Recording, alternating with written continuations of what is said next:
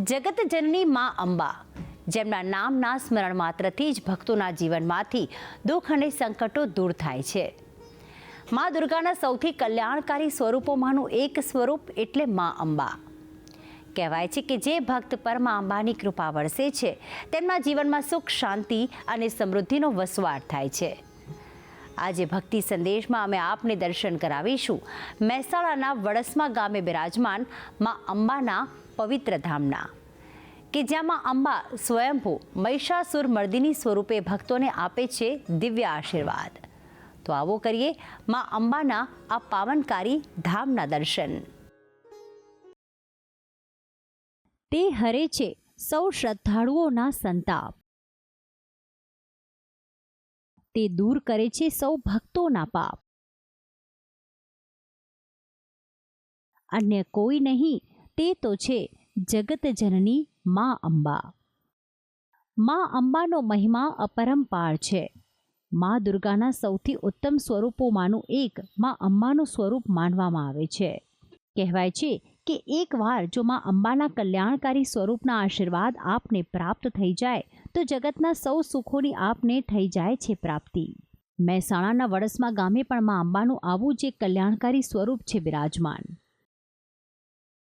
મંદિરના મુખ્ય દ્વારથી એક વિશાળ પરિસર પસાર કરીને સૌ ભક્તોને દર્શન થાય છે માં અંબાના આ કલ્યાણકારી સ્થાનકના. મંદિરના ગર્ભગૃહમાં પ્રવેશતા જ માં અંબાનું વાહન સિંહના ભક્તોને દર્શન થાય છે. સાથે શ્રી રામના પરમ ભક્ત દેવ હનુમાનની પણ સુંદર મૂર્તિ અહીં ગર્ભગૃહની શરૂઆતમાં જ સ્થાપિત કરવામાં આવી છે. જેના પણ ભક્તો દર્શન કરીને માં અંબાની મૂર્તિના દર્શન કરવા માટે આગળ વધે છે અને 3 ડગલા ચાલીને જ તેમને દર્શન થાય છે જગત જનની માં અંબાના.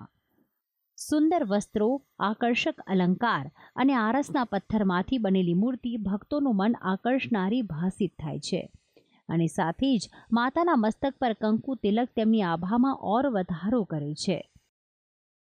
માં અંબાની આ જ મૂર્તિના દર્શન કરતા ભક્તો ભાવ વિભોર બની જાય છે અને જય જગદંબે માં આદ્ય શક્તિ જય જેવો જયઘોષ કરતા નજરે પડે છે. આ મંદિર ભલે વધુ પૌરાણિક ન હોય, પરંતુ અહીં આવતા ભક્તોની સંખ્યા અને માં અંબા પ્રત્યે તેમની આસ્થા આ સ્થાનને વધુ પવિત્ર બનાવે છે. મંદિરનો જીર્ણોદ્ધાર હજી થોડા સમય પહેલા જ થયો છે, પરંતુ અહીંના સ્થાનિક લોકો માને છે કે આ મંદિરના જીર્ણોદ્ધાર પહેલાં પણ આ મંદિર એટલું વિશાળ હતું કે આ મંદિર પર જ્યારે અહીંના લોકો ધજા ચડાવવા જતા તો કડીનો માલવરાવનો મહેલ પણ આ મંદિરની છત પરથી દેખાતો હતો.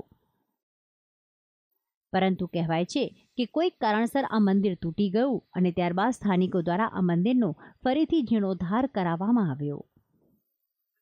આ મંદિરની આસ્થા બહુ છે. અહીં આજુબાજુના લોકો આવે છે. બધા દર રવિવારે ભારે ભીડ જમે છે. બધા પૂનમના દાડે તો આખું ગામ, વિદેશથી બધા જે એક ભાઈ તો બોમ્બેથી અહીં દર પૂનમે આવે છે.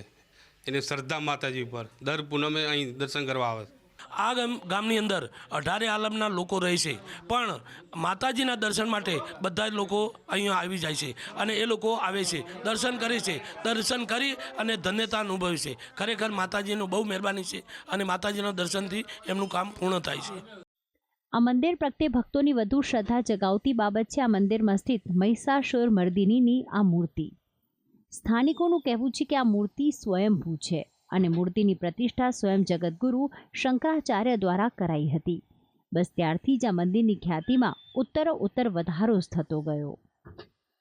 મંદિરના એક પૂજારી માટે રૂમ બનાવવાની હતી અને એ રૂમનો પાયો ગોઠતા મહિષાસુર મર્દિનીની મૂર્તિ નીકળી અને નીચેથી 150 રૂપિયા રોણી સાહેબ ચોધરીના રૂપિયા નીકળેલા અને એનાથી પછી તો જગતગુરુ શંકરાચાર્યએ આ મહિષાસુર મર્દિનીની પ્રતિષ્ઠાએ કરી અને જગતગુરુ શંકરાચાર્ય અહીંયા આવેલા અને ગોમહૈણી કરેલી અને ભવ્ય ઉત્સવ કરેલો એ વખત.